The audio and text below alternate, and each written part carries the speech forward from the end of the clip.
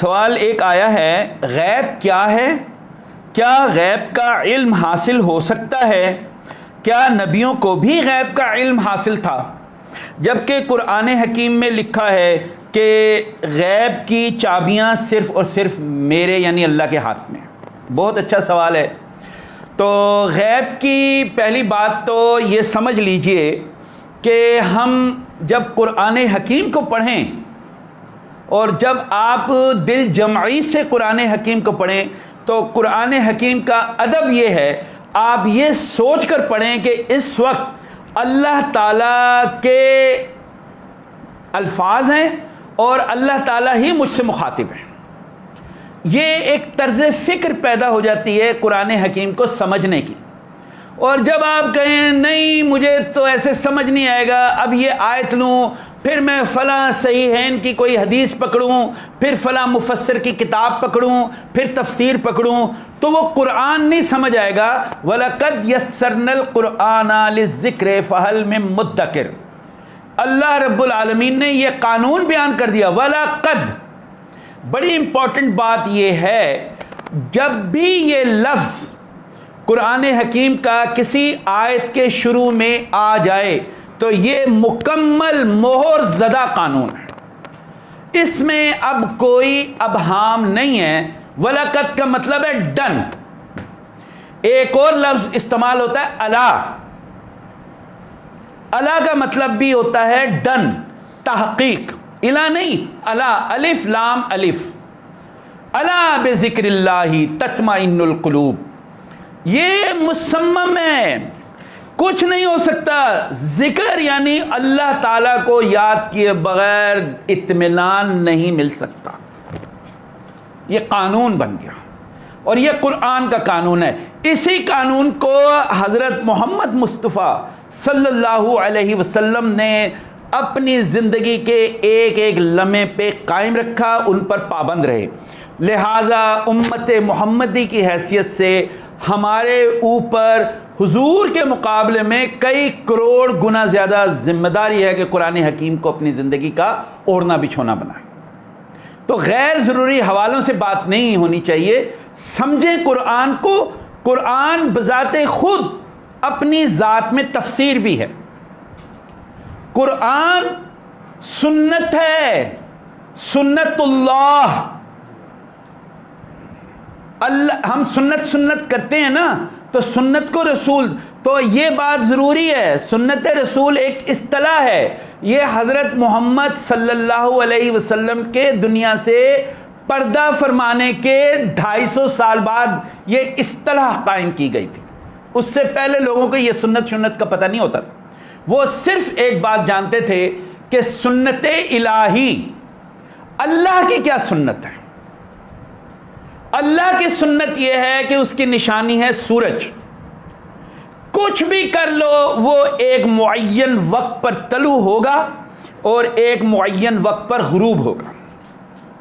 آج کا دن جیسے میرا خیال ہے 5 بجے آپ کہہ لیجئے، تھوڑا سا ذرا سا پہلے بعد میں ہوگا، 5 کچھ منٹ، مثال کے طور پہ یہ کہہ لیں آج 5:10 پر سورج طلوع ہوا لاہور میں۔ تو اب اللہ کی یہ سنت ہے، اس کی نشانیوں میں 6 اگست 2024 کو ایگزیکٹ 5:10 بجے آج طلوع ہوا، تو اگلے سال بھی اس ہی لمحے سورج نے طلوع ہونا ہے، نہ ایک لمحہ ادھر 5:22 ہاں چلیں ابھی یہ انہوں نے نیٹ سے نکالا ہے 5:22 کیونکہ اب تو دن چھوٹے ہو رہے ہیں نا، تو 5:22 پہ آج طلوع آفتاب ہوا۔ تو 6 اگست 2024 کو 5:22 ایگزیکٹ اس ٹائم پہ نہ ایک سیکنڈ ادھر نہ ادھر طلوع آفتاب ہوگا۔ اور آج سے 50 سال بعد ہو سکتا ہے ہم میں سے اکثر نہیں ہوں گے، یقیناً نہیں ہوں گے، جو ظاہر ہے ہمیں بھی بوڑھا گھسٹ کے بڑھاپے کا شوق نہیں ہے، تو جب بھی لاہور میں 6 اگست کا دن آئے گا تو 5:22 پر سورج طلوع ہوگا. تو جناب میں آپ کو پھر غیب بتا رہا ہوں کہ نہیں بتا رہا 50 سال بعد کا؟ حالانکہ مجھے نہیں امید کہ میں اویلیبل ہوں، نہ مجھے شوق ہے اتنا لمبا رہنے کا. اسی طرح چاند کا بھی ہے. یہ مسلمانوں نے، اور یہ جو مسلمانوں کے جو احبار اور رہبان ہیں نا، اس کا ترجمہ آپ خود ہی کر لینا، یہ ان کی مکارانہ حرکتیں ہیں کہ انہوں نے رویتے ہلال کا چکر چلا رکھا ہے. چاند آج جتنے ڈگری پر ہے، آج سے 200 سال بعد بھی آج ہی کے دن اسی ڈگری پر ملے گا. اور یہ ایسی چیز نہیں ہے. امریکہ کی جو اور یہ امریکہ کی بات بعد میں کرتا ہوں، نیول جو ہمارے دوست ہیں وہ خود اس بات کی تصدیق کریں گے کہ نیوی کا تعلق کیونکہ سمندر سے ہے، سمندر کا تعلق جوار بھاٹا سے ہوتا ہے، انہیں تو ایک ایک لمحہ دیکھنا ہوتا ہے. ان کے جہاز ہیں، چھوٹی سے چھوٹی کشتیاں ہیں، تیراکی ہے، بڑا کچھ ہوتا ہے، بڑا ذمہ داری کا کام ہے، اربوں روپے کے انسٹرومنٹس لگے ہوتے ہیں. تو ان کو اس لمحے پتہ ہے کہ چاند کی اس وقت کیا پوزیشن ہے. وہ کسی مولوی شولوی کی پوزیشن نہیں ہوتی. اور یہ اللہ کی نشانی ہے ڈن. اور امریکہ نے یہ ان کے پاس کیلنڈر ہے. میں نے آج سے تقریباً 20 سال پہلے جب مطالعہ کیا تھا، انہوں نے 200 سال کا ریکارڈ رکھا ہے کہ چاند کی پہلی تاریخ کب ہوگی. جب پہلی تاریخ نکل آئی تو 14ویں بھی نکل آئی، 14ویں نکل آئی تو 28ویں بھی نکل آئی، کیونکہ 28 کو چاند غروب ہوتا ہے. چاند ہر وقت غروب نہیں ہوتا سورج کی طرح، چاند 28 دن کے بعد غروب ہوتا ہے. ہندو مت نے میں اس کو بہت سٹڈی کیا، یونانیوں نے کیا، اور آقا علیہ الصلوۃ والسلام سے پہلے یہ باقاعدہ علم ہے. اور اللہ تعالیٰ نے قرآن حکیم میں بیان فرما رکھا ہے، ہم نے چاند کی منازل مقرر کر رکھی ہیں تاکہ تم حساب رکھو. تو حساب رکھنا چھت پہ یا میناروں پہ چڑھ کے چاند دیکھنے سے نہیں ہوا کرتا. حساب ایک میتھمیٹیکل کیلکولیشن ہے جو کمرے میں بیٹھ کے ہوتی ہے. اس کے لیے میتھ کی ضرورت ہوتی ہے، اور کوئی بہت پیچیدہ میتھ کی بھی نہیں ضرورت ہوتی، لیکن میتھ ہے بہرحال. تو لہذا یہ 2 نشانیاں ہیں. ہر وہ چیز نشانی ہے قرآن حکیم میں جس کے بارے میں اللہ تعالیٰ نے اپنی قسم کھائی ہوئی ہے. والشمس، قسم کھائی ہے تو اللہ کی دی ہوئی نشانی ہے، یعنی اس کی سنت ہے کہ شمس نے طلوع اسی وقت وہی ہونا ہے جو ڈن ہے. آج سے اگر 1 لاکھ سال پہلے لاہور تھا، چاہے وہ چھوٹا سا ٹیلا ہی کیوں نہ ہو، اور شاید یہاں سمندر بہتا ہو، کوئی پتہ نہیں ہے، لاہور کا وجود ہی نہ ہو، ہم تو نہیں جانتے کیونکہ اتنی بڑی تاریخ ہے ہی نہیں ہمارے پاس. چلے مان لیا لاہور شہر ہے 1 لاکھ سال پہلے،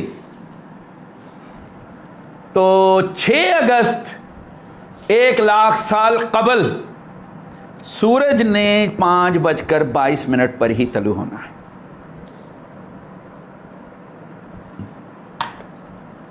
تو پہلی بات تو یہ سمجھ لیجئے، قرآن حکیم میں جتنی قسمیں ہیں وہ اللہ تعالیٰ نے اپنی نشانیوں کی دی ہیں. نشانی کس کو دکھائی جاتی ہے؟ اللہ کیا خود کو دکھا رہا ہے؟ وہ تو خالق ہے. مجھے دکھا رہا ہے، آپ کو دکھا رہا ہے، پوری نوع انسانی، جمادات، حیوانات، نباتات کو بتا رہا ہے. اسے وہ دکھا رہا ہے یہ میری نشانی ہے، اسے چیلنج کر کے دکھاؤ، ذرا اس کی سورج کی رفتار کو آگے پیچھے کر کے دکھاؤ. ہم 100 کارڈ کہتے ہیں چاند پر چلے گئے، کیا چلے گئے؟ چاند کی رفتار کو کم زیادہ کر کے دکھائیں نا. پھر قرآن کہہ رہا ہے وَسَخَّرَ لَكُم مَّا فِي السَّمَاوَاتِ وَالْأَرْضِ وَفِيهَا جَمِيعٌ مِّنْهُ. ہم نے تو مسخر کر دیا، کرنے والے چاند کو مسخر کرتے ہیں. تسخیر قمر بذات خود روحانیت کا ایک سبق ہے. تو جس کے لیے تسخیر ہوا وہ اس کا علم بن گیا. یہ بھی غیب ہے. 1 لاکھ سال بعد سورج نے جو طلوع ہونا ہے وہ بھی غیب ہے. لیکن پتہ ہے 6 اگست کو لاہور میں 1 لاکھ سال بعد 5:22 پہ طلوع ہوگا. اگرچہ ہم جو سن رہے ہیں یا ہمارے دادا پردہ ہمارے پوتے اور پڑپوتے بھی اس وقت نہیں ہوں گے. تو لہٰذا غیب کو کوئی ہلکے پھلکے معنی میں نہ لے. غیب ہر وہ چیز جو مخلوق ہے وہ غیب نہیں کہلاتی. مخلوق میں سپیریئر مخلوق انسان ہے، تو انسان کے آگے دیگر مخلوق تو تابعدار ہیں. جب انسان کو فرشتوں نے سجدہ کر لیا، اور فرشتے بھی کوئی ایویں تیویں نہیں، وہ فرشتے جو اللہ رب العالمین کے ساتھ براہ راست مکالمہ کر رہے ہیں بغیر کسی پردے کے، اور شان الہی دیکھیں، اللہ تعالیٰ ان کو اپنا ارادے کا اظہار فرما رہے ہیں. وَإِذْ قَالَ رَبُّكَ لِلْمَلَائِكَةِ إِنِّي جَاعِلٌ فِي الْأَرْضِ خَلِيفَةً. ورنہ اللہ کو کی ضرورت کیا، رائے دینے کی کیا ضرورت ہے؟ اس کی شان ہے. اپنے کنبے سے پوچھ رہا ہے کہ ذرا اس سے آزماؤں تمہاری ذہنیت کہاں تک کام کرتی. فرشتے کہہ رہے ہیں یہ تو خون بہائے گا، فساد کرے گا. آپ مجھے بتائیں، ذرا غور کریں، یہ غیب کے حوالے سے بات کر رہا ہوں. ابھی ابلیس تو نہیں بنا نا. ابلیس تو جب بنا، جب اللہ تعالیٰ نے، دیکھیں قرآن کی آیت کو آپ پڑھیں، سورہ بقرہ 30 نمبر آیت ہے، 30 سے 35 تک. انی جاعل فی الارض خلیفہ قالوا وتجعل فیہا من یفسد فیہا ویفسک الدماء ونحن نسبح بحمدک ونقدس لک قال انی اعلم ما لا تعلمون. ہمارا کام ہے آپ کی تسبیح کرتے ہیں، حمد کرتے ہیں، آپ کی شان میں ہر وقت تسبیح. تو اللہ تعالیٰ کہہ رہے ہیں قال انی اعلم ما لا تعلمون، تمہاری تسبیح اپنی جگہ تو ٹھیک ہے، لیکن کام اس سے بھی آگے کا ہے. تم اسی میں ہی خوش ہو کہ ہم نے تسبیحاں پکڑی ہیں اور جناب ورد کر رہے ہیں. میں آدم کو خلیفہ بنا رہا ہوں، خلافت تسبیحوں سے نہیں ملتی. اور کیا فرمایا؟ وَعَلَّمَ آدَمَ الْأَسْمَاءَ كُلَّهَا، اور آدم کو کل، ایک نہیں، کل اسماء کا علم عطا فرما دیا. تو اب آپ ذرا غور کریں کہ اب فرشتوں سے کہا بیان کرو. فرشتوں نے کہا ہمیں تو پتہ ہی نہیں ہے، یہ تو آپ نے جتنا ہمیں علم دیا وہ ہے، ہمارے لیے یہ غیب ہے. آدم کے لیے اب یہ غیب نہیں رہا، اس کے اوپر تو آپ نے اتنا عظیم الشان علم دے دیا. علم الاسماء یعنی اللہ تعالیٰ کی کائنات میں صفات الہیہ کن قوانین کے تحت کام کر رہی ہیں، اللہ کی صفات الہیہ، اس کا علم دے دیا. اب آپ اسی کو اس طرح سمجھیے کہ 20ویں صدی سے پہلے الیکٹران کا کوئی تصور نہیں تھا. یونانی تہذیب میں انہوں نے، جو فلسفے نے جب یہ مطالعہ کیا تھا، تو انہوں نے کہا ہر شے کا آخری جو ذرہ ہے جو ناقابل تقسیم ہے اسے ایٹم کہتے ہیں. لفظ ایٹم یونانی، وہ ذرہ جو ناقابل تقسیم ہو. اب ایٹم دیکھا نہیں، انہوں نے کہا ایک عمارت بنتی ہے کوئی بھی تو یہ اینٹوں سے بنتی ہے، تو اینٹوں کا آخری ذرہ کیا ہوگا؟ مٹی. اور مٹی کا یا ریت کا ایک ایک ذرہ مل کے ڈھیر بنتا ہے، پھر اسے گھومتے ہیں، اسے سانچے میں ڈالتے ہیں، آپ کی اینٹ بن جاتی ہیں. تو لہٰذا ہم یہ کہیں گے کہ کسی عمارت کی آخری انتہا مٹی ہے. دراصل ہم یہ جو روحانی علوم ہے نا، جو قبلہ نے اتنے سیکرٹ کو ظاہر فرمایا، ہم اسے سیریس نہیں لے پا رہے. ہم اسے سیاسی اخبار کی طرح پڑھتے ہیں. تو یہ کوئی سیاستدانی اخبار نہیں ہے کہ سیاستدان کا جو علم غلم بکواسیات ہوتی ہیں وہ اپنی جگہ چلتی رہیں، ان کا حقیقت سے کوئی تعلق نہیں ہوتا. اللہ تعالیٰ کا نظام حقیقی ہے. تو لہٰذا اس چیز کو اللہ تعالیٰ کی نظر سے سمجھنا چاہیے. تو یہاں پر یہ بات بتائی گئی ہے کہ ہر چیز کی انتہا چھوٹے سے چھوٹا ذرہ ہے، وہ ہے ایٹم. جیسے عمارت کی انتہا مٹی کا ذرہ، اگر مٹی نہ ہو تو اینٹ نہیں بنے گی، اینٹیں نہ ہوں تو کچھ بھی نہیں ہوگا، یا ریت نہ ہو بلاک نہیں بنے گے. سیدھی بات ہے، سیمنٹ وغیرہ یہ ریت مٹی کی قسمیں ہیں. تو لہٰذا یہ آپ سوچیں کہ اس عمارت کا، جہاں آپ کا گھر ہے، چھت ہے، جھونپڑی ہے، جو بھی ہے، اس کا غیب کیا ہے؟ ذرہ، ایٹم۔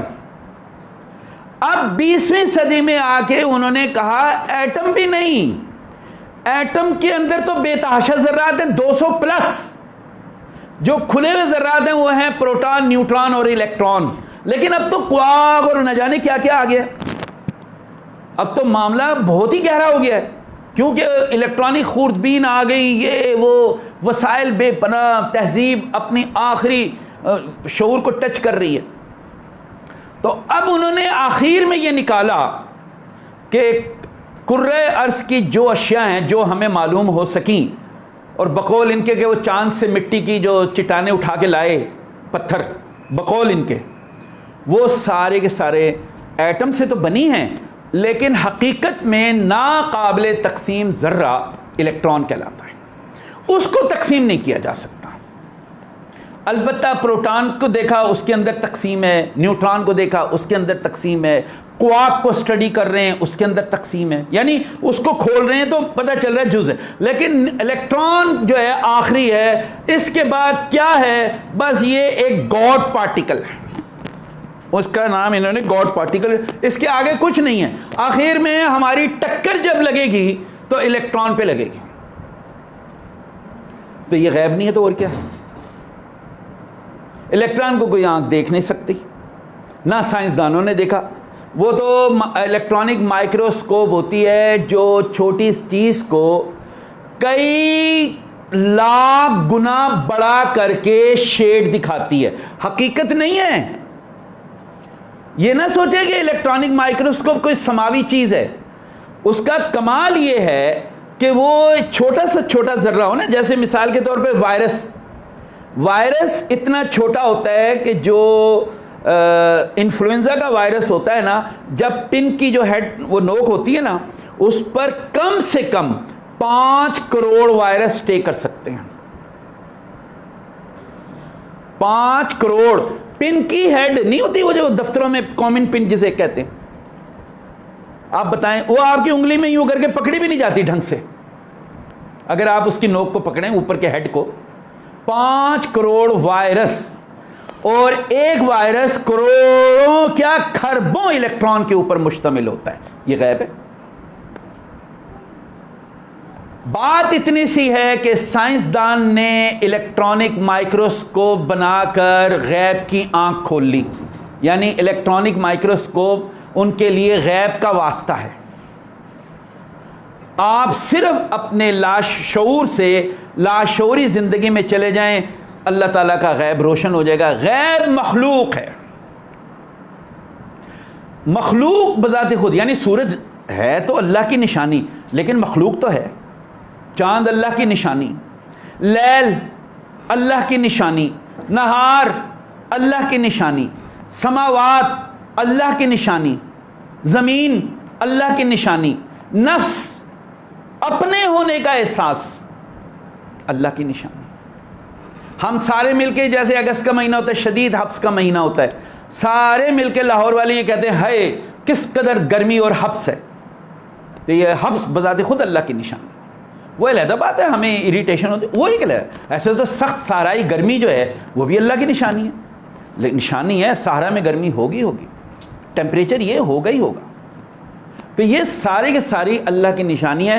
اللہ کی نشانی ہم ان کو غیب کے علاوہ کوئی نام نہیں دے سکتے، اور اتنی معجزاتی چیز ہیں کہ عام حالات میں ہم زمین کے یوں سامنے کو دیکھیں تو 18 میل کے بعد افق ہے، یعنی کچھ نہیں نظر آتا، زمین و آسمان اکٹھے نظر آتے ہیں۔ دیکھا ہوگا آپ نے، جیسے سمندر کے کنارے کھڑے جائیں، دور دراز جو کھیت ہوتے ہیں جہاں تا حد نگاہ کوئی درخت نہ ہو، تو آپ دیکھتے ہیں آسمان اور زمین ملتے ہیں، اسے افق کہتے ہیں۔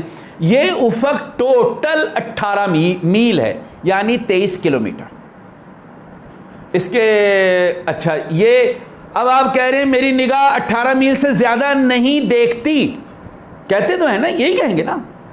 اور جب آپ سورج کی طرف دیکھتے ہیں تو 9 کروڑ میل دیکھتے ہیں۔ اب بتائیں، سورج تو بذات خود غیب ہے، اللہ کی نشانی ہے۔ ہم 9 کروڑ میل دیکھ رہے ہیں، یہاں 18 میل نہیں دیکھا جا رہا پورا، اور وہاں 9 کروڑ میل دیکھ رہے ہیں۔ چاند 4.5 لاکھ میل ہے جو سائنسدانوں نے ایسٹیمیٹ کیا۔ ایک اور ستارہ ہے جو نظام شمسی سے باہر ہے، وہ 5 نوری سال کے برابر ہے، وہ کہ تو پتہ نہیں، میں نے 75,000 ارب میل دور ہے، وہ بھی ہے۔ تو بجلی جو ہمارے الیکٹرک کرنٹ ہوتا ہے، یہ بھی تو غیب ہے۔ آپ کے یہاں آپ کے سر پہ کیمرہ لگا دیا جائے اور آپ کی حرکات وہ خاموشی، کچھ اب تو سیکرٹ کیمرے کتنے لگے ہوئے جگہ جگہ، غیب ہے۔ آپ کی ایک ایک، اگر آپ نے غلطی سے ایسے ایسے سر بھی کھجلا لیا پتہ چل جائے گا۔ اب وہ ریکارڈ آپ چاہے اسے تا قیامت رکھ لیں اپنے پاس، غیب لیکن مخلوق۔ تو یہاں یہ مثال دینے کا مطلب یہ ہے کہ غیب کا مطلب ہے جب تک کوئی چیز ہماری آنکھوں سے پوشیدہ ہے تو ہمارے لیے غیب ہے، کوئی چیز ہمارے حواس سے پوشیدہ ہے تو ہمارے لیے غیب ہے۔ اب حضرت یوسف علیہ السلام کو دیکھ لیں، انہوں نے خواب دیکھا اپنا، اور اس کی تعبیر تقریباً 25 سال بعد کمپلیٹ ہوئی، جب وہ بازاروں میں بکے، پھر وہ جیل میں چلے گئے، پھر عزیز مصر نے ان کو مطلب یہ کر دیا، وہ تقریباً مصر کی حکمرانی ان کے ہاتھ میں آ گئی۔ تو وہ حضرت یوسف علیہ السلام تو چلو نبی ہیں، جو قرآن نے 3 بندوں کے خواب اور بتائے۔ نمبر 1 وہ شرابی جو بادشاہ کو شراب سرو کرتا تھا، اس کا خواب سچا، شرابی جسے ہم بدکتے ہیں جس بات پہ۔ نمبر 2 دوسرا بندہ جس نے سازش کی، اسے یعنی سزائے موت دے دی، مر گیا۔ تیسرا بادشاہ، 14 سال کے بعد کا غیب، ایک نبی نہیں ہے، وہ عام سا آدمی ہے، بادشاہ ہے، 14 سال کا حالات مستقبل کے اس کے اوپر نشر ہوئے۔ اب اسے سمجھ نہیں آ رہی تھی کہ اس کی حقیقت کیا ہے، کیوں؟ ذہن شفاف نہیں تھا، یعنی سائنسی لینگویج میں اس کے ذہن میں الیکٹرانک مائکروسکوپ نصب نہیں تھی۔ الیکٹرانک مائکروسکوپ کا مظہر تھا حضرت یوسف علیہ السلام، تو لہٰذا حضرت یوسف علیہ السلام نے اس خواب کو سن کر فرمایا کہ تم 7 سال کھیتی باڑی کرو گے، کرنی نہیں، کرو گے، اٹس اے فیوچر،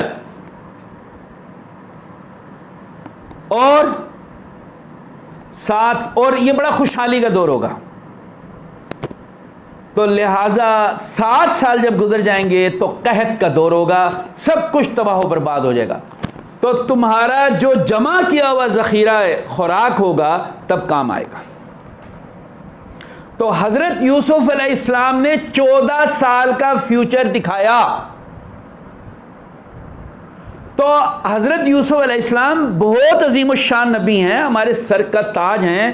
آقا علیہ السلام کا سوچیں جو امام الانبیاء ہیں، وہاں کیا حال ہوتا ہوگا، وہ تو ازل سے ابد کو دیکھ رہے ہیں۔ اب غیب کہاں گیا بھی؟ پھر قرآن حکیم میں آپ اور چیزیں نہ پڑھیں، سورہ فیل پڑھ دیں، الم تر کیف فعل ربک باصحاب الفیل الم یجعل کیدہم فی تضلیل وغیرہ وغیرہ، وارسل علیہم طیرا ابابیل ترمیہم بحجارۃ من سجیل فجعلہم کعصف مأکول۔ کبھی سوچا ہے یہ واقعہ نبی علیہ الصلوۃ والسلام کی زندگی میں تو نہیں ہوا؟ کہا جاتا ہے کہ رسول اللہ علیہ الصلوۃ والسلام کی پیدائش سے، نبوت نہیں، پیدائش سے 6 ماہ قبل ہوا، اور نبوت ملی ہے 40 سال میں۔ آیت کیا اتر رہی ہے؟ ذرا یہ مسئلہ یہ ہے کہ آپ قرآن کو قرآن نہیں سمجھ رہے، آپ قرآن کو کسی مولوی کے دماغ سے سمجھ رہے ہیں، تو المیہ جنم لیں گے، سمجھ نہیں آئے گی۔ الم تر کیف فعل ربک، کیا تو نے نہیں دیکھا تیرے رب نے ہاتھی والوں کے ساتھ کیا کیا؟ فعل کیا فعل کیا؟ بتائیں نبی اس وقت کہاں تھا؟ حضور کہاں تھے؟ اللہ نے انہیں 40-45 سال پہلے کا غیب دکھایا، دیکھو عبرت کا نشان۔ اس وقت تو وجود ہی نہیں تھا، ابرہہ بھی مر گیا، اس کے ہاتھی بھی نام و نشان مٹ گیا۔ قرآن حکیم میں لکھتے ہیں، فرماتے ہیں ایک جگہ، آپ یہ پڑھیں نا الم تری، جتنا ہوگا آپ کو حیرت ہوگی، کیا تم نہیں دیکھتے کہ زمین اور آسمان میں موجود ہر چیز مجھے سجدہ کر رہی ہے؟ بتائیں کس نے دیکھا ہے؟ کس ہمارے باپ دادا نے دیکھا ہے جو بڑے پھندے خان بنتے پھرتے ہیں؟ چلو آپ کہیں کہ جی پتھر سجدہ کیسے کرے، تو آپ کا شعور نہیں ہے نا۔ آپ یہ کہو اللہ تعالیٰ غلط نہیں کہہ رہا، پتھر کا سجدہ کرنا کچھ تو ہوگا، وہ علیحدہ بات ہے، ہمارا دماغ نہیں کام کرتا۔ قرآن حکیم میں لکھا ہوا ہے، اب یہ بھی غیب ہے، بتائیں کس نے دیکھا؟ اولیاء کرام کی بات نہیں کر رہا، کیونکہ دیکھنے کا عمل مصیبت یہ ہے، غیب میں دیکھنا جو ہوتا ہے نا، یا اپنی باطنی نگاہ سے، یہ انفرادی عمل بن جاتا ہے۔ انفرادی عمل کا مسئلہ یہ ہوتا ہے، جو ڈرا بیک ہے نا، کیونکہ ہر بندہ شعوری ہوتا ہے۔ اب بجائے 5 لاکھ بندے ہوں، ان میں 1 لاشعوری کیفیات کا حامل ہو، تو ایک ہی ہوا نا۔ اب وہ کہہ رہا ہے میں تو اس درخت کو سجدہ کرتے دیکھتا ہوں، لیکن وہ جو 5 لاکھ دیگر اس کے بیٹھے ہوئے ہیں جو اس سے محبت کرتے ہیں، وہ تو اس کو ایکسیپٹ کر لیں گے، جی آپ درست فرما رہے ہیں، باقی تو نہیں مان رہے، وہ کہیں گے یار یہ ہمیں بونگیاں مار رہے ہیں۔ یہ ہے مسئلہ، اس لیے غیب متنازع ہوتا ہے۔ اب بادشاہ نے وہ جو خواب دیکھا، پورے مصر نے تو نہیں دیکھا تھا۔ حضرت یوسف علیہ السلام، کیونکہ بادشاہ ایک ذمہ دار حیثیت ہوتی ہے، اسے پورے عوام کی ذمہ داری کا احساس ہونا ہوتا ہے کہ قحط ہوگا تو اس کے گلے پڑے گا۔ حضرت یوسف علیہ السلام نے کہا کہ یہ ہے خواب کی تعبیر۔ تو لہٰذا اب آپ بتائیں کس نے سجدہ کرتے دیکھا؟ اور اب ایک اور بات ہے، یہ بھی غور کریں، حضور صلی اللہ علیہ وسلم کو تو بتا دیا نا الم تری کیف فعل، لیکن قرآن حضور کے لیے تو نازل نہیں ہوا، وہ تو میرے باپ دادا پردادا اور میرے آنے والی سینکڑوں جو نسلیں ہوں گی قیامت تک، ان کے لیے ہے۔ تو لہٰذا میرے اوپر فرض ہے کہ میں وہ شعور لاؤں جو آقا علیہ الصلوۃ والسلام نے حاصل کیا، ان کے مقلدین نے، اصحاب نے حاصل کیا، انہوں نے واقعی دیکھا، تو میرا بھی فرض ہے میں دیکھوں۔ اس دیکھنے کو غیب کو دیکھنا کہتے ہیں۔ غیب ہر وہ چیز، غیب کے 2 معنی ہیں، جو پوشیدہ ہو آنکھوں سے وہ غیب ہے۔ بس میں یہ کہتا ہوں، کسی زندہ انسان کا دل کبھی ہاتھ میں کوئی نہیں لے سکتا، زندہ نہیں ہو سکتا نا، میں اور آپ نہیں کر سکتے، لیکن کارڈیک سرجن دل اس کے اندر ایسے اس کی ہتھیلی میں اچھل رہا ہوتا ہے، تو یہ جو کیفیت ہے کارڈیک سرجن کے لیے دل جو اس کے ہاتھ میں، اس کے لیے شہود ہے۔ میرے اندر یہ ایبیلٹی نہیں ہے کہ میں کارڈیک سرجن بنوں، میرے لیے غیب ہے۔ میں بھی اگر وہ کروں، کیا کہتے ہیں، اتنی کوالیفیکیشن حاصل کروں، تو میں بھی کارڈیک سرجن بن جاؤں، میرے ہاتھ میں بھی دل آ جائے گا۔ ایک معجزاتی بات ہے، عام حالات میں تو تصور، یہ تو دیکھیں یہ تک تو ہو گیا۔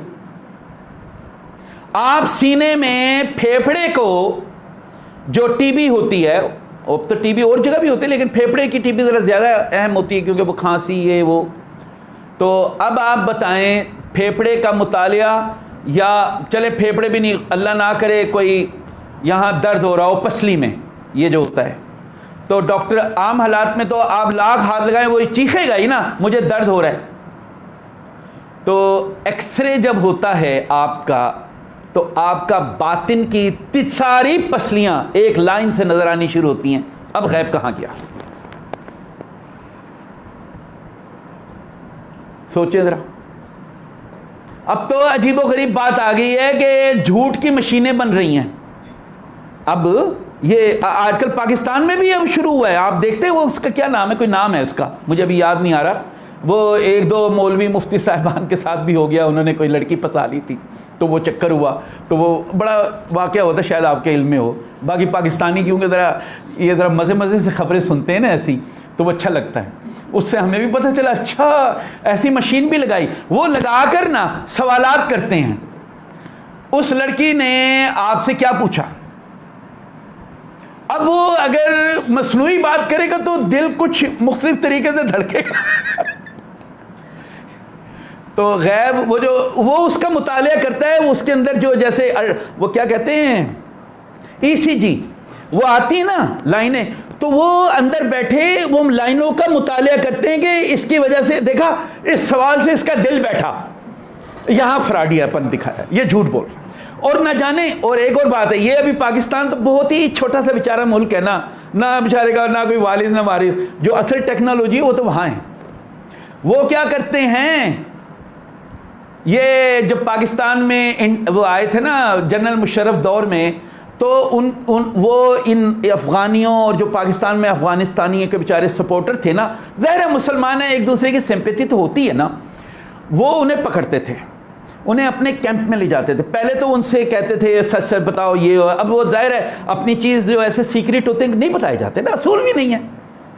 تو وہ کیا کرتے تھے, انہیں پہلے بیہوش کرتے تھے, پھر انہیں خصوصی طور پہ انجیکشن لگاتے تھے. انجیکشن لگانے کے بعد وہ بیدار ہو جاتا, جو ماضی ہے ٹک ٹک ٹک ٹک بولنا شروع کر دیتا. اب بتائیں غیب کہاں ہے.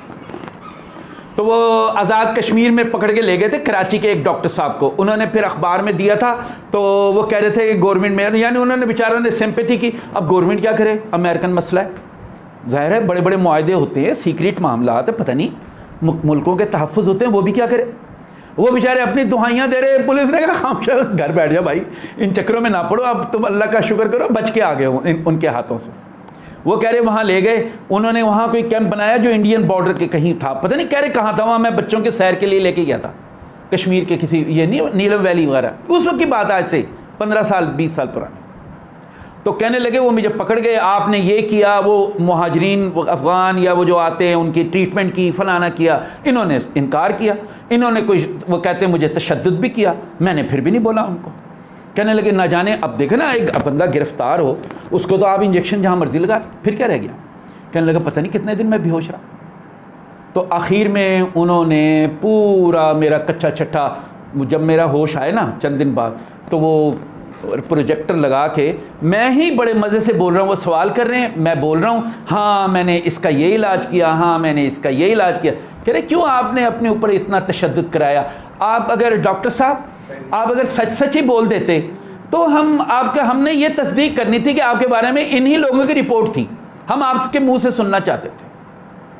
اب ہم جا کے انہیں پکڑ لیں گے, آپ بے فکر ہیں, آپ جائیں. انہوں نے پٹیاں شٹیاں باندھی, ان کو بیچارے کو وہاں چھوڑا, وہاں ان کے بیوی بچے جو پولیس, یہ ظاہر کوئی 6 دن لگ گئے تھے اس کام میں. وہ گئے پولیس اسٹیشن بیچارے, تو جناب وہاں تو ایس ایچ او صاحب نے کہا خدا کے لیے تو بچے لے کے یہاں سے چلا جا, اپنے گھر واپس جا, عزت اسی میں, ان چکروں میں نہ پڑو. بتائیں یہ غیب نہیں ہے, اور کون سا غیب چاہتے ہیں آپ. تو لہٰذا ایک بات یاد رکھیں, جب تک کوئی چیز میرے آپ کی آنکھ سے پوشیدہ ہے غیب ہے. سمپل بات ہے. سٹنٹ ڈالتے ہیں, اینجیوگرافی ہوتی ہے, یہاں سے تار گزار کے دل پہ لاتے ہیں, ساتھ ساتھ کیمرے میں مطالعہ کرتے ہیں, کسی کا باپ بھی نہیں بتا سکتا کہ کون کہاں پہ ڈلے گا. عام حالات میں تصویر نظر آتی ہے, لو جی یہ تو ڈلا ہوا ہے, یہاں تو بلاکیج ہے, اس کیا کہتے ہیں وین میں بلاکیج ہے. غیب اتنی بڑی اسکرین ہے, آپ جائیں ڈاکٹر سے پوچھ لیں, اب تو غیب رہا ہی نہیں ہے. تو لہٰذا وہ دیکھیں, پھر جب اس کا علاج کرتے ہیں ایگزیکٹ اس پوائنٹ پہ وہ اسٹنٹ ڈالتے ہیں, اور 3 دن بعد مریض کہتا ہے میں اپنے آپ کو جوان محسوس کر رہا ہوں, فریش محسوس کر رہا ہوں. غیب نہیں, اور کون سا غیب چاہتے ہیں. ہر چیز غیب ہے, علم نہ ہو تو ہر چیز غیب ہے. اللہ تعالیٰ نے فرمایا وَمَن يُقْتَلُ فِي سَبِيلِ اللَّهِ أَمْوَاتٌ, جو لوگ قتل ہو جائیں اللہ کی راہ میں, یہ والے نہیں ٹریفک حادثات والے, یہ تو حادثے ہیں. کس اللہ کی راہ میں جانے والے جن کا مقصد حیات اللہ ہے، جن کی حرکت اللہ ہے، جیسے جہاد پہ ہے، جنگوں میں مسلمان جا رہے ہیں، جن کا مقصد ہے کہ میں جنگ اس لیے کر رہا ہوں کہ اللہ کا نظام قائم ہو، قرآن کا نظام قائم ہو، فی سبیل اللہ. اور نہیں کہا فی سبیل کاروبار، نہیں کہا کہ کاروبار کے لیے جانے والے مر جائیں یا قتل ہو جائیں. فی سبیل اللہ اموات بل احیا، وہ زندہ ہیں، بلکہ وہ زندہ ہیں. وَلَكِنْ لَا تَشْعُرُونَ، تمہیں اس کا شعور نہیں ہے، تمہارے آنکھوں پہ پٹی بندھی ہوئی ہے، وہ زندہ ہیں. اللہ زندہ کہہ رہا ہے اسے، اس کا مطلب ہے وہ فزیکلی موجود ہے اس دنیا میں. خواجہ شمس الدین عظیمی صاحب فرماتے ہیں ایسے لوگ کہنے کو وہ قبر میں ہوتے ہیں، لیکن وہ اپنے جو ان کی زندگی میں مشاغل تھے اس میں وہ گھومتے پھرتے ہیں. انہوں نے یہ فرمایا جیسے لاہور میں ہے، کئی 1965-71 کی جنگوں میں جو ہمارے فوجی بھائی یا دیگر شہید ہوئے اور جن کے اندر اللہ کی قربت تھی، وہ جنہیں داتا صاحب کا شوق ہے وہ داتا صاحب کے مزار پہ جاتے ہیں، بڑے مزے سے بیٹھتے ہیں، ان کے بال بڑھتے ہیں، ان کے ناخن بڑھتے ہیں، وہ کٹواتے ہیں نائیوں کی دکان پہ جا کر. اب آپ کہیں گے کہ پیسے کہاں سے نکلتے ہیں؟ یہی تو اللہ تعالیٰ کا کمال ہے. وہ ارادہ کرتے ہیں کہ نائی کو کتنے پیسے دینے ہیں، 200 روپے دینے ہیں، ہاتھ میں ارادہ کریں گے، اس ملک کی کرنسی اس کے ہاتھ میں آ جائے گی. یہ اللہ تعالیٰ کا نظام. وَلَكِنْ لَا تَشْعُرُونَ، تمہیں شعور نہیں ہے، نظام قائم ہے. ایکس رے کرو تو آپ کو پتہ چل جائے گا پسلیاں کتنی ہیں. دیکھیں پورے MRI ہوتے ہیں، ایک ایک چیز نکال کے رکھ دیتے ہیں، اتنی باریک باریک نسیں نکال لیتے ہیں، یہاں سے یہ نس دب گیا ہے. عام حالات میں آپ کر نہیں سکتے، عام حالات میں ہمارے لیے غیب ہے، اس سرجن کے لیے وہ شہود ہے. تو غیب اللہ کی ذات کے علاوہ کائنات میں کوئی چیز غیب نہیں ہے. میں نے 2-3 مثالیں دے دیں، جیسے وَلَكِنْ لَا تَشْعُرُونَ کا، علم ترى یہ کیا کیف فعل کا بتایا، کیا تم نہیں دیکھتے زمین و آسمان میں موجود ہر چیز مجھے سجدہ کرے، یہ بھی اللہ تعالیٰ نے بیان فرمایا. تو نبی علیہ السلام کے سامنے تو ہر چیز روشن تھی. صحیح بخاری میں بڑا واضح لکھا ہوا ہے، میرا منہ قبلہ کی طرف ہوتا ہے لیکن میں جانتا ہوں کہ تمہارے دلوں میں کیا ہے. آقا علیہ السلام فرمایا، اور یہ بالکل صحیح حدیث ہے. حضور صلی اللہ علیہ وسلم کی ایک حدیث مبارکہ ہے جسے انہوں نے ضعیف قرار دے دیا، چلے مان لیا. وہ ہے زمانے میں میرا اور اللہ کا ساتھ ہے. زمانہ کیا ہے؟ ازل تا ابد، یہ اللہ کا زمانہ ہے نا، یہ والا زمانہ نہیں جو حضور کا 63 سالہ زمانہ. اثر میں بڑی عجیب و غریب بات ہے فرمان رسالت. اب آپ کہیں یہ اس کو کیسے میں سمجھوں قرآن کی نگاہ سے، تو آپ کہہ دیں الحمدللہ رب العالمین، وہ خالق ہے جو عالمین کا رب ہے، پالنے والا ہے. اور نبی محمد علیہ السلام کو کیا کہا؟ وما ارسلناک الا رحمۃ للعالمین. جہاں رحمت ہے وہاں ربوبیت ہے، جہاں ربوبیت ہے وہاں رحمت ہے. لہذا حضور کی یہ حدیث ڈنکے کی چوٹ پہ درست ہے کہ آپ فرماتے ہیں زمانے میں میرا اور اللہ کا، کیونکہ اللہ ازل تا ابد، نبی علیہ السلام بحیثیت رحمت للعالمین ازل تا ابد. تو بات اتنی ہے بھائی کہ ہمارا شعوری درجہ کیا ہے، ہم نے کتنا ایک کارڈیک سرجن کی طرح کی اسپیشلٹی حاصل کی، ہم نے ایک سائنٹسٹ کی طرح کتنا الیکٹرانک مائکروسکوپ کو حاصل کیا یا اسے سیکھا،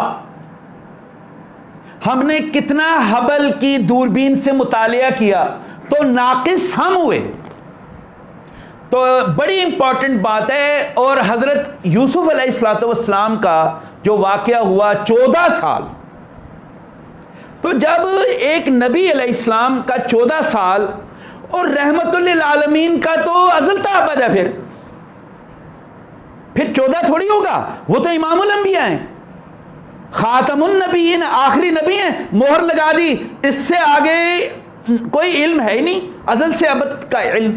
وہ نبی رحمت للعالمین کا مطلب ہے حضور صلی اللہ علیہ وسلم اپنی پیدائش سے کروڑوں سال پہلے بھی رحمت تھے، جس طرح اللہ تعالیٰ رب ہیں، اور حضور اپنی پیدائش کے یا وفات کے کروڑوں سال بعد بھی رحمت للعالمین رہیں گے، سارا غیب ہے۔ تو جب حضور تو خود فرماتے، اللہ تعالیٰ نے قرآن حکیم میں فرما دیا وَسَخَّرَ لَكُم مَّا فِي السَّمَاوَاتِ وَالْأَرْضِ، ہم نے مسخر کر دیا تمہارے لیے جو کچھ زمین اور آسمانوں میں۔ آسمانوں میں کواکب ہیں، اللہ تعالیٰ نے قرآن حکیم میں فرما دیا کہ ہم نے آسمانوں کو بروج کے ذریعے زینت بخشی جو دیکھنے والوں کے لیے بڑی خوشگوار ہے، شیطان مردود سے چھپا لیا۔ تو جناب اب آپ اپنے بارے میں سوچئے، اللہ اور رسول تو ہیں، انہیں کی تو رہنمائی ہے نا کہ ہم سوچنے پہ کچھ تو سوچیں۔ تو اللہ تعالیٰ نے یہ فرما دیا میں نے آسمان، سورہ حجر کی غالباً 15 نمبر آیت ہے، ایسے ہی ہے نا، تو کہ آسمانوں کو بروج کے ذریعے زینت بخشی، یعنی اتنی خوبصورتی ہے کہ دیکھنے والوں کے اندر ایک انتہائی خوشگواریت پیدا ہو جاتی ہے۔ وَحِفْظُهُمَا مِنْ شَيْطَانِ الرَّجِيمِ، لیکن شیطان سے چھپا لیا۔ تو جناب عالی بات بڑی کڑوی کسیلی کہہ رہا ہوں، اور قبلہ حضرت خواجہ شمس الدین عظیمی جب اصل بات کرتے ہیں نا تو ان کا مزاج گرامی ذرا تھوڑا سا اب تو ذرا بہت دھیما ہو گیا ہے، لیکن جب کبھی تعلیم و تربیت میں بات کرتے ہیں نا تو بالکل ایک ہنٹرس طریقے سے بات کرتے ہیں۔ فرماتے ہیں اگر آپ کے باپ دادا نے بھی بروج کو نہیں دیکھا یا میرے باپ دادا نے بھی بروج کو نہیں دیکھا تو میں شیطان رجیم کے حصے کا بنتا۔ قرآن کہہ رہا ہے، بتائیں، شیطان سے چھپا ہے نا، اس کا مطلب میں شیطان ہوں، میں بروج نہیں دیکھ سکتا۔ تو ہمیں ماننا چاہیے، ڈائگنوز تو کرو گے مجھے کینسر لگا ہوا ہے یار، میں اندھا ہوں،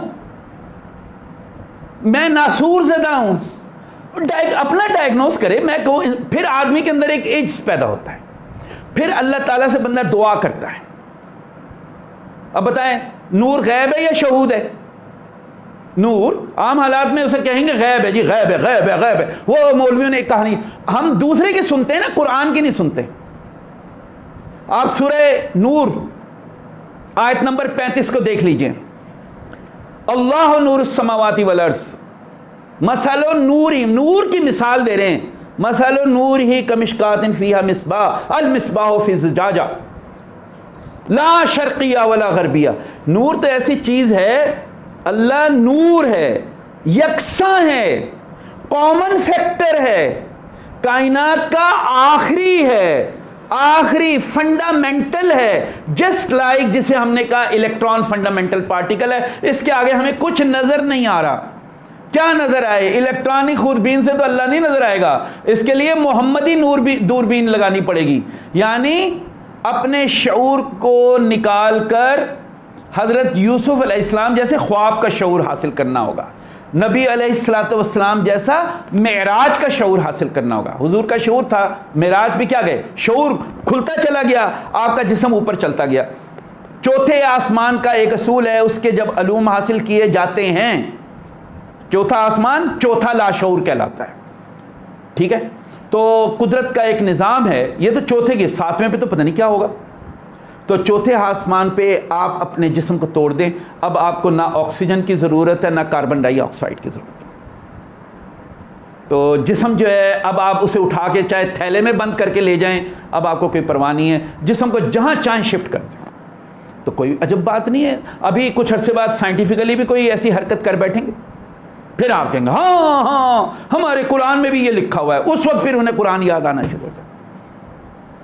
اپنی کوتاہی دیکھیں نا، سمپل بات یہ ہے کہ مراقبہ بنیاد ہے، جتنا گہرا میڈیٹیشن ہوگا، جتنی دیر کا میڈیٹیشن ہوگا، 3 گھنٹے کا مراقبہ کریں گے، سانس کی مشقیں کریں گے، تو انسان کے اوپر باطنی نگاہ کھلتی ہے، تو وہ چیزیں دیکھتا ہے جو عام حالات میں آپ مرتے دم تک دیکھ ہی نہیں سکتے۔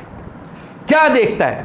جو لوگ اللہ تعالیٰ کے اوپر یقین رکھتے ہیں ان پر اور اس پر قائم رہتے ہیں، ایک مان لینا پھر کسی بھی حالت میں دستبردار نہ ہونا، قائم ہونا کہلاتا ہے۔ تو جب اللہ تعالیٰ نے فرمایا، یہ سورہ حامیم سجدہ کی آیت ہے، تو جو لوگ اللہ تعالیٰ پر یقین رکھتے ہیں، اور میں مفہوم بتا رہا ہوں، یہ نہ ہو کہ آپ ترجمے، بہرحال مفہوم بڑا واضح ہے، اور وہ اس پر قائم رہتے ہیں، ان پر فرشتے نازل ہوتے ہیں، اترتے ہیں اور کہتے ہیں، فرشتے، عام آدمی نہیں، کوئی مفتی مولوی نہیں، فرشتے کہتے ہیں، قرآن کہہ رہے تم بے فکر رہو، ہم جنت میں بھی تمہارے ساتھی ہوں گے اور اس دنیا میں بھی تمہارے ساتھ رہیں گے، تمہارے دوست رہیں گے۔ فرشتے غیب ہیں عام حالات میں، اللہ تعالیٰ کہہ رہے ہیں یہ تو نازل ہوگا، یہ آپ کا شہود ہے، مخلوق آپ سے ادنا ہے، اس کو تو پتہ ہونا چاہیے، یہ آپ کی تابعداری کرے نہ آپ ان کے محتاج ہوں۔ قرآن نے فرمایا، 2 جگہ ہے یہ آیت۔ تو یہ بات، اب ایک بات اور ہے جو ہمیں مختصر کرنی چاہیے، ٹائم بھی میرا خیال آج اسی سوال نے کافی لے لیا، اور چلیں یہ اچھا سوال بھی تھا کہ اللہ نور السماوات والارض، جیسا کہ ارشاد فرمایا گیا کہ سائنسدانوں نے کہا کہ ہر چیز کی انتہا الیکٹران ہے، کہ ناقابل تقسیم۔ اللہ نے کہا ہر چیز کی انتہا نور ہے، ناقابل تقسیم۔ تو اب آپ کہیں گے اوہ ہو، میں نے تو پکڑ دیں کون سا کفر بک دیا، الیکٹران اور نور کو اکٹھا کر دیا۔ سائنسدان تو بالکل صحیح کہہ رہے، اس لیے کہ وہ سائنٹیفکلی پروف دے رہے بھائی۔ اب آپ کیا کہیں گے؟ یہ بات دیکھی گئی کہ سائنسدان کا دماغ الیکٹران سے آگے نہیں جا رہا۔ الیکٹران کے بعد جو الیکٹران جس چیز سے مل کر بنا ہے وہ بھی ایک غیب ہے، اس غیب کا نام قرآن حکیم میں دخان کہا گیا، دھواں۔ لیکن یہ وہ والا دھواں نہیں ہے جو لکڑی یا کاغذ پتھر جلانے سے دھواں ہوتا ہے، یہ دخان ہے، ایک کشش کا دھواں کہلاتا ہے۔ اسے حضور قبلہ خواجہ شمس الدین عظیمی صاحب نے کشش کا لفظ استعمال کیا، دھواں۔ اب آپ عام حالات میں دھوئے کو دیکھیں کہ اگر آپ کے یہاں کوئی کاغذ جلا دیں اپنے کمرے میں، اور جلا کے آپ بے شک اس کا کوڑا پھینک بھی دیں، لیکن کچھ دیر کے بعد آپ آئیں گے تو آپ کو اسمیل آئے گی۔ تو دھواں بذات خود ایک علم ہوا نا۔ اسی طرح آپ کوئی موم بتی اگربتی جلا لیں، دخان یہ جلا لیں، لوبان، سندل، یہ وہ، اور جلا کے بند بھی کر دیں، ختم بھی کر دیں، لیکن آپ دیکھیں گے کہ ایک ماحول میں ایک وہ ہوگا، اسے کہتے ہیں دخان، یعنی ایک کشش، خوشبو یا بدبو بھی ایک کشش کا درجہ رکھتی ہے، اسے اللہ تعالیٰ نے دخان کہا ہے۔ اللہ کا دخان ٹوٹل نیوٹرل ہے، جو خوشبو اور بدبو دونوں کا مالک ہے۔ تو الیکٹران جس چیز سے بنا، یہ ہے مراقبہ یہاں سے شروع ہوتا ہے، دخان سے، تب پتہ چلتا ہے۔ اب پھر تجسس ہوتا ہے تو اس کے لیے ذہن کی اور گہرائی چاہیے کہ دخان کس سے بنا ہے، تو پتہ چلتا ہے دخان نور سے بنا ہے۔ اب اسے پتہ چلتا ہے جدھر دیکھتا ہوں ادھر تو ہی تو ہے، اللہ نور السماواتی والارض۔ اور جب وہ دیکھتا ہے نور کو، تو نور کو دیکھنے میں اس کو یہ احساس ہوتا ہے نور لا شرقیہ ولا غربیہ، اس کا تو نہ مشرق ہے نہ مغرب ہے، یعنی اس نور کی تو کوئی سمت ہی نہیں ہے۔ سمت جب ٹائم اینڈ اسپیس ہی نہیں رہا، میکانیت ہی نہیں رہی، تو کوئی سمت بھی نہیں رہی، کوئی ڈائریکشن بھی نہیں رہی، ہر چیز ایک ہی نظر آ رہی ہے۔ اب آگے کیا ارشاد فرما رہے ہیں؟ ہم جو یہ دعائیں رکھتے ہیں، سورہ فاتحہ تو پڑھتے ہی ہیں، اہدنا الصراط المستقیم۔ صراط مستقیم کیا ہوتی ہے بھلا؟ کیا صراط؟ کہ میں چوری نہ کروں، تو چوری نہ کروں تو مجھے پتا ہے کہ چوری کی تو سزا ہوتی ہے، اب یہ سزا ختم ہو جائے، ہر بندہ چوری کرتا نظر آئے گا آپ کو، تو تعذیب کے خوف سے ہم چوری نہیں کرتے۔ تو ہدایت تعذیب کی ہوئی کہ چوری سے ہاتھ کٹے گا، یا کوڑے پڑیں گے، یا جیل جانا پڑے گا، اس خوف سے چوری نہیں کرتا آدمی۔ تو اللہ تعالیٰ کہہ رہے ہیں اہدنا الصراط المستقیم، یہ تو آپ کو پتہ ہے، یہ تو پہلے سے ہی رائج ہے، چوری کا قانون تو ازل سے رائج ہے۔ یہ کوئی آج سے غیبت کا قانون ازل سے رائج ہے؟ یوسف علیہ السلام کے بھائیوں نے غیبت ہی کی، کینہ تھا، تعصب تھا اپنے ہی بھائی پہ، خونی رشتہ. ہم کہتے ہیں بھائی بھائی بھائی بھائی، یہ تو سب سے بڑے چور رشتہ ہوتا ہے. بھائیوں نے جا کے مار دیا بھائی، وہ بھیڑیا کھا گیا. دیکھے ذرا ان کی بے شرمی دیکھو، سگے نبی کے بیٹے کہہ رہے ہیں. تو نبی کا یہ بھی یہاں سے سبق ملا، نبی کا نبی ہونا اور چیز ہے، اس کی اولاد ہونا کوئی گارنٹی نہیں ہے کہ وہ بھی کوئی نبوت کے درجے پر فائز ہوگی. ہرگز نہیں. اگر اولاد کو نبی نہیں بنایا تو وہ قطعی نبی نہیں ہے. نیک بھی ہو سکتا ہے اور بد بھی ہو سکتا ہے. حضرت ابراہیم کو بھی کہا، حضرت ابراہیم نے کہا اللہ تعالیٰ نے فرمایا اے ابراہیم میں نے تجھے انسانوں پر امام بنایا.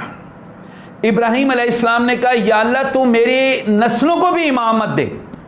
اللہ تعالیٰ نے فوراً کراس لگا دیا، نہ جو میرے حکم کی خلاف ورزی کرے گا وہ امامت کا حقدار نہیں ہے. نبی سے گفتگو ہو رہی ہے. ہم اور آپ کیا چیز ہیں؟ پیر کیا چیز ہے؟ بس جیسے ہمارے سجادے بیٹھے ہوئے طرح طرح کے رنگ برنگے، کہ میرا پردادا پیر تھا یا 40 پشت پہلے کوئی پیر تھا، اسی کی قبر لے کے بیٹھے ہوئے.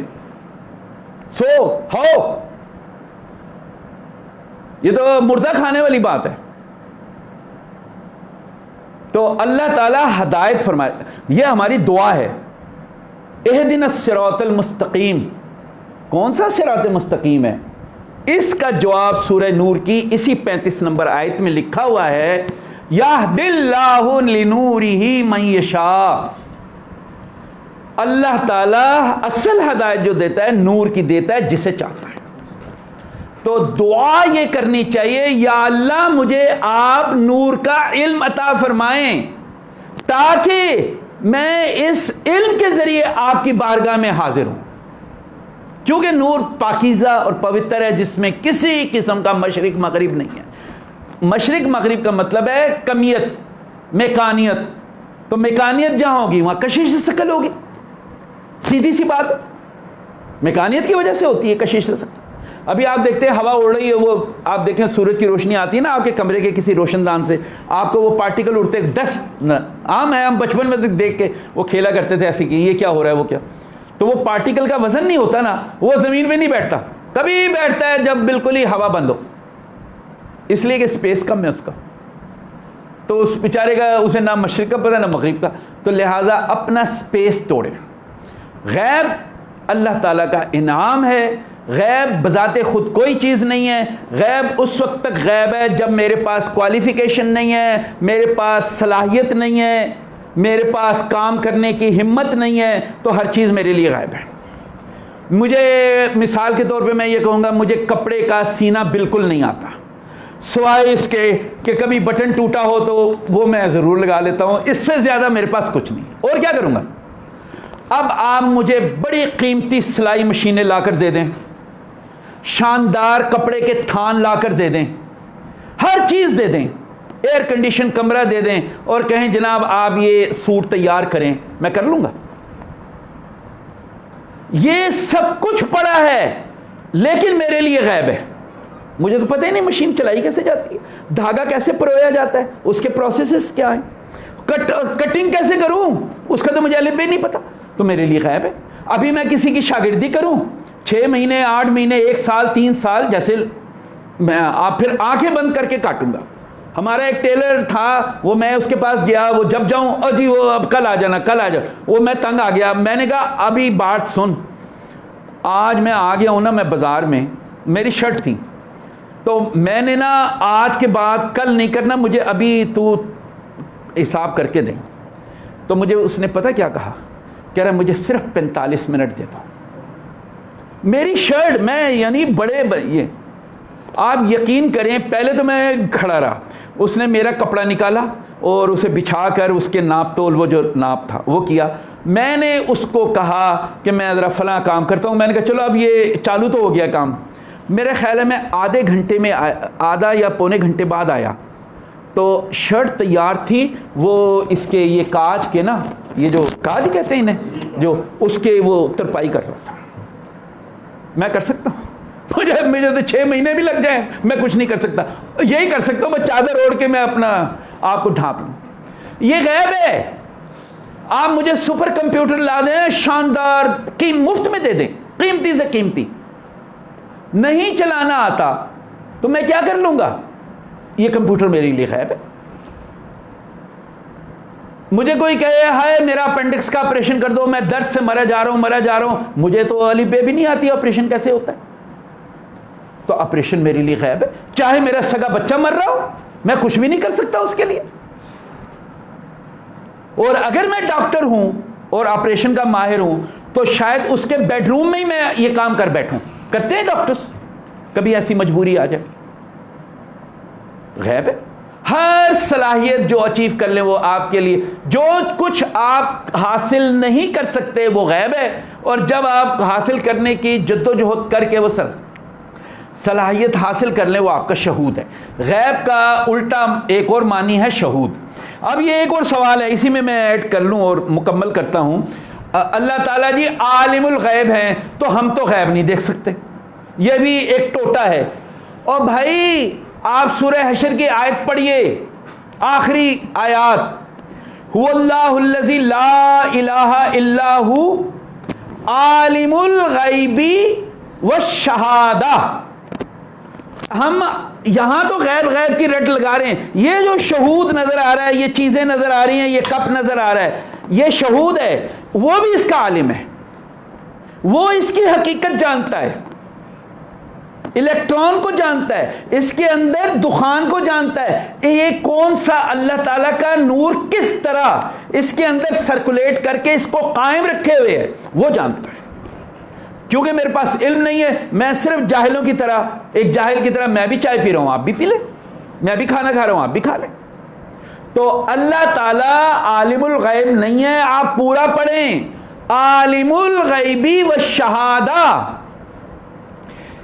انہوں نے, اللہ نے یہ فرمایا کہ جو تم جانتے ہو میں اس کا بھی کیا کہتے ہیں خالق اور مالک ہوں, اور جو تم نہیں جانتے اس کا بھی میں خالق اور مالک ہوں.